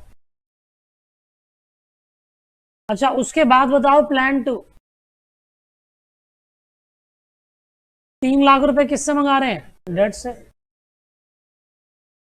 3 लाख रुपए डेट से उठा लो। डेट से उठाने के लिए ना, यहाँ स्लैब, कल बताया था ना तुम्हें, टैक्स में स्लैब कुछ होता था, तो वो टैक्स, वो स्लैब यहाँ पे भी लग रहा है। ब्याज पे स्लैब है, 1 लाख तक इतना ब्याज, उससे ऊपर इतना ब्याज, ठीक है भाई। तो बताओ 1 लाख रुपए तक कितना ब्याज लग रहा है? 10,000 हो गया। 2 लाख से 5 लाख तक कितना ब्याज है? तो 2 लाख ही बचे ना। 2 लाख पे कितने परसेंट? 14, तो 28,000 का ब्याज नहीं हो गया? और टोटल मिलाकर ब्याज कितना हो गया? 38,000। बोलो समझ नहीं आया? अरे क्लियर है? अच्छा, इक्विटी से कितने पैसे उठाऊं? 7 लाख। 7 लाख इक्विटी से कितने रुपए का एक शेयर है? 30 का। बताओ नंबर ऑफ शेयर।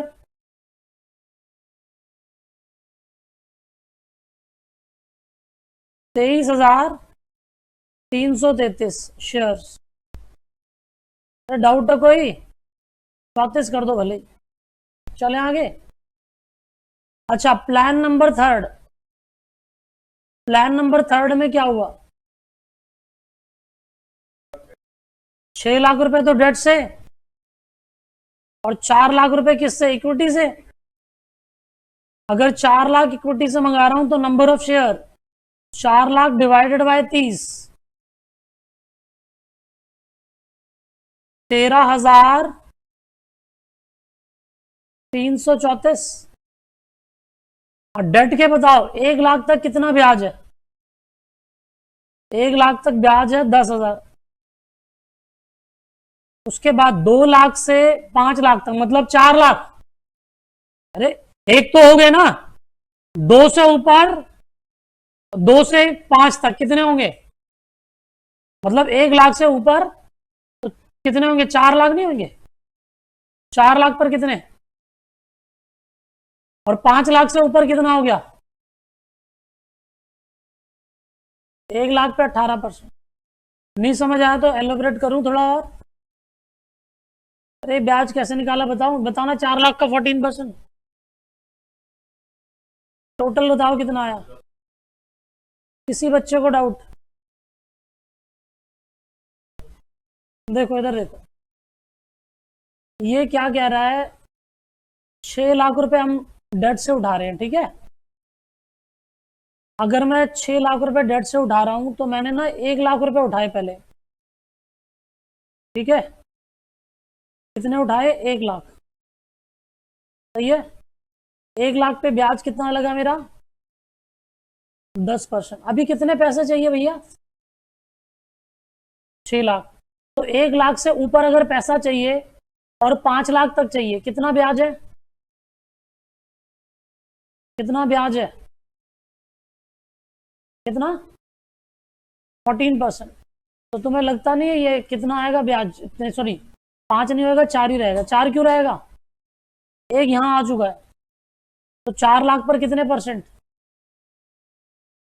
कितना आएगा ब्याज? 56,000। अभी 5 लाख रुपए टोटल रेस कर लिए। देखो ना, मैं तुमसे पैसे मांगने को बोल रहा हूं। मैं तुमसे कह रहा हूं कि भाई पैसे मिल रहे हैं, 6 लाख रुपए उधार उठाने उठा लो। अब तुम यूं बोलो कि सर मैं तो 6 पूरे ही कितने परसेंट 18 से खरीदूं, तो तुम्हारी कंपनी में जॉब रहेगी? तो बोलेंगे भाई जाओ तुम, जब तुम्हें सस्ते रेट पे पैसा मिल रहा था वहां से क्यों नहीं उठाया तुमने पहले? अगर तुम्हें 1 लाख तक पैसा सस्ते रेट से मिल रहा है तो 1 लाख तक वहां से उठा लो। हो गए पूरे? कितने बच गए टोटल? 5। अब तुम कहो सर पूरे 5 ही हम किससे उठाएं? 18 से? तो क्या जस्टिफाइड है? नहीं। तो मैंने बोला 1 उठा लिए थे। 1 से ऊपर ब्याज कितना था? 14%। तो 1 से ऊपर हम जाएंगे कहां तक? 5 तक। तो 1 हो चुका, तो कितने पैसे बचे? 4 लाख। 4 लाख कितने परसेंट से मंगाऊंगा? 14% से। अभी भी कितने पैसे बाकी हैं? क्योंकि 1 ये पूरे हो गए जी। अब बताओ कितने बाकी हैं? 1 लाख और मंगाने। तो 1 लाख और मैंने मंगाया, उसका ब्याज कितने परसेंट होगा? 18। नहीं समझ आया अभी? ये लो। समझ आया नहीं आया बच्चों? डन। आज मैं कुछ भी होमवर्क नहीं दे रहा, एक छोटा सा क्वेश्चन होमवर्क दूंगा, फोटो लेना, बस यही रिवाइज करके आना, फिर अगली क्लास में लेके चलेंगे। आइए बना लो। और थोड़ा सा ना मंडे का टाइमिंग ना, मैं क्लास जरूर होएगी मंडे, लेकिन मंडे कल तो टैक्स की तो है ही है। मंडे की क्लास का टाइमिंग मैं तुम्हें बताऊंगा, क्योंकि मेरी बेटी की ना पेटीएम है और उसका रिजल्ट वगैरह मिलेगा तो मुझे जाना ही है स्कूल, तो उनके स्कूल जाना पड़ेगा। तो बिटिया के 9 बजे के आसपास मेरे को स्कूल पहुंचना है, तो 9 बजे से रहता, देखता हूँ कितने बजे फ्री हो, तो मैसेज कर दूंगा मैं आपको पहले, क्योंकि स्कूल से शेड्यूल आएगा ना मेरे पास, तो पहले ही आएगा, कल आज कल में आ जाएगा, फिर मैं तुम्हें मैसेज कर दूंगा। क्लास पक्का होगी, ये ध्यान रखना।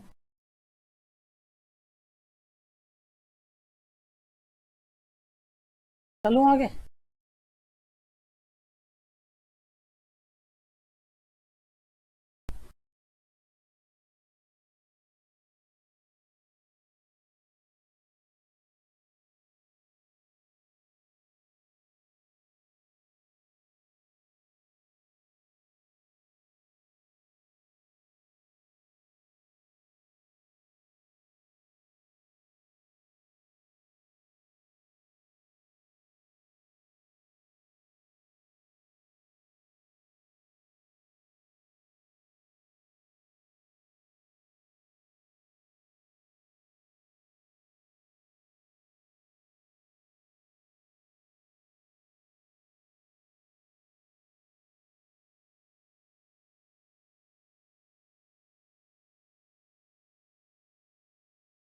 क्या कह रहे हो?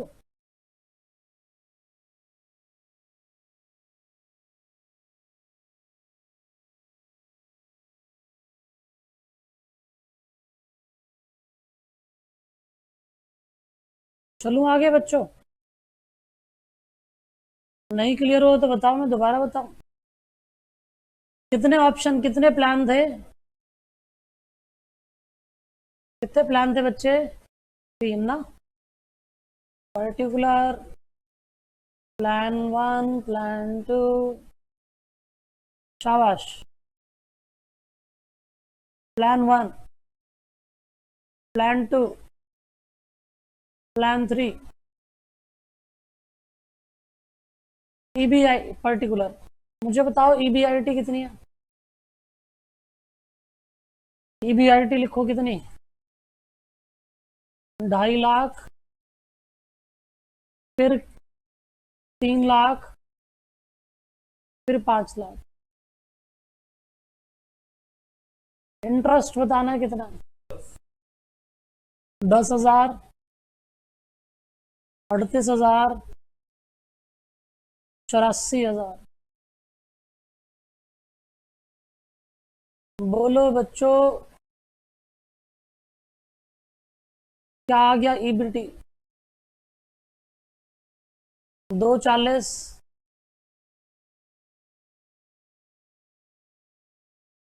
262, आगे 4 लाख। मुझे टैक्स का रेट बताओ कितने परसेंट है? बोलो कितना? 1,20, 1,31, 2,08,000, है ना? बताओ कितना आ गया सॉल्व करके?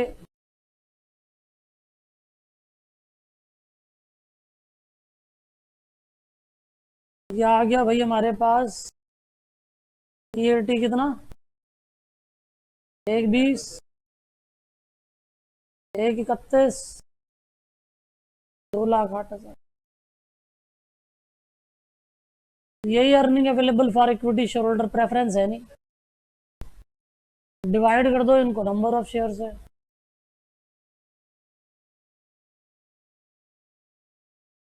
नंबर ऑफ शेयर्स बताओ। 30,000, 23,334, 13,334। ईपीएस बताओ, अर्निंग पर शेयर। 4 रुपए, 5.6141, आगे 15.599। बताओ जी। 15.5, ठीक है जी। कौन सा ज्यादा है? लास्ट यही ऑप्शन है, इसको चुन लो, बात खत्म। ठीक है जी। तो आज एफएम में इतनी बातें करते हैं। एक बिल्कुल छोटा सा क्वेश्चन तुम्हें दे देता हूँ, 1 या 2 क्वेश्चन बिल्कुल छोटे से।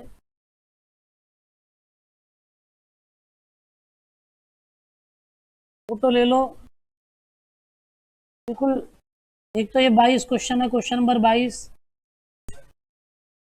जो मैं थोड़ा सा इसे क्लीन कर दूं। क्वेश्चन नंबर 22 ये रहा, यहां से स्टार्ट है, यहां तक हो गया, डन। 22 के बाद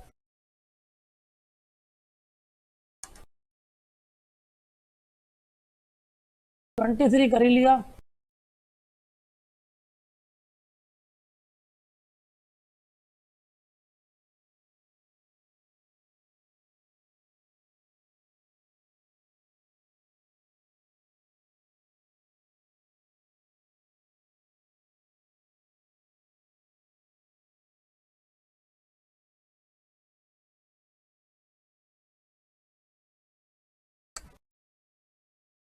एक क्वेश्चन और था यार, कहाँ गया हो?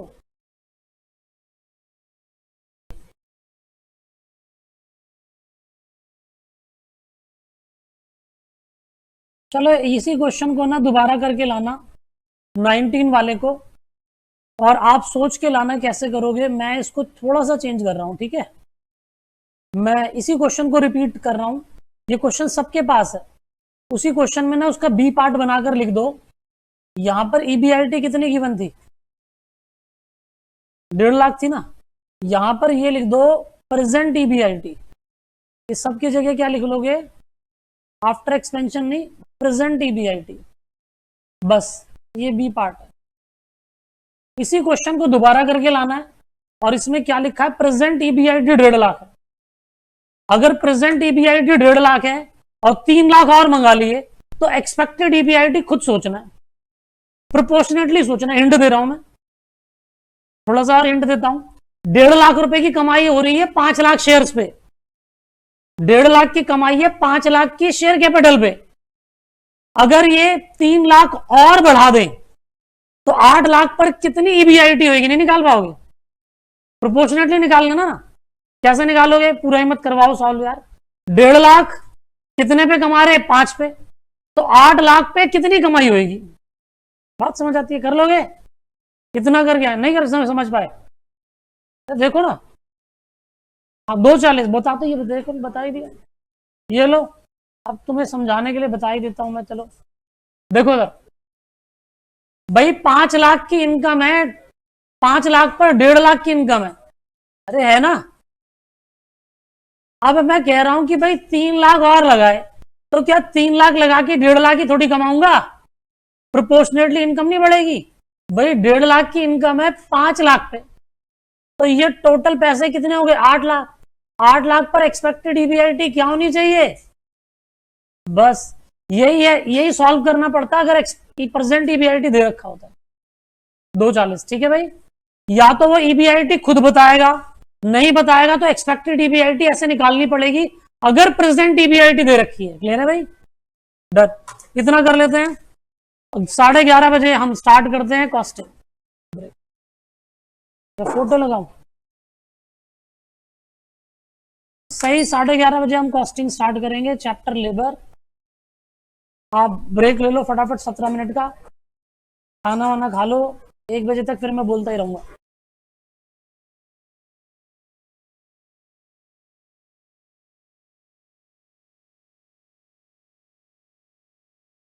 Bye bye.